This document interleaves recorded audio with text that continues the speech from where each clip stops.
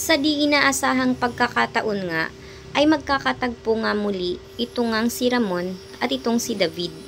Hindi nga inaasahan ni David na sa kanyang paglalakad sa Quiapo ay mahahanap nga siya nga nito nga ni Ramon. Kaya naman ay pinahuli at pinadakip nga siya ng mga tauhan nga ni Ramon.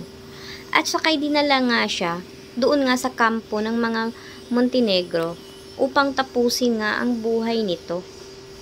Subalit nga ay sakto naman na dumating nga ito ngang si Tanggol at nakita nga niya ang kanyang kapatid na si David. Nagmamakaawa naman ang binata sa kanyang kapatid na si Tanggol na tulungan siya. Subalit sa galit pa rin ni Tanggol ay nahihirapan nga siyang tanggapin ang patawad nga nito ni David dahil alam nga niya kung gaano nga kasama ito. Subalit ay pagkakataon na sana na patayin na nga ni Ramon itong si David. Subalit ay sinabihan siya ng kanyang anak na si Tanggol na huwag nang ituloy ito at paalisin na lang ito. Kaya naman ay ginawa na lang ni Ramon ay pinaalis na nga lang itong si David at hindi na lang niya ito tinuluyan.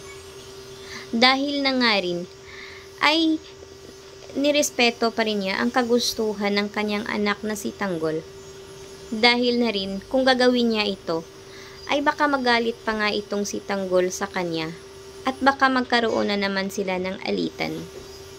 Kaya naman maswerte nga si David sa pagkakataong ito dahil pinatakas pa rin siya ni Ramon at ni Tanggol at hindi nga natuloy na patumbahin nga siya ng mga ito dahil sobra nga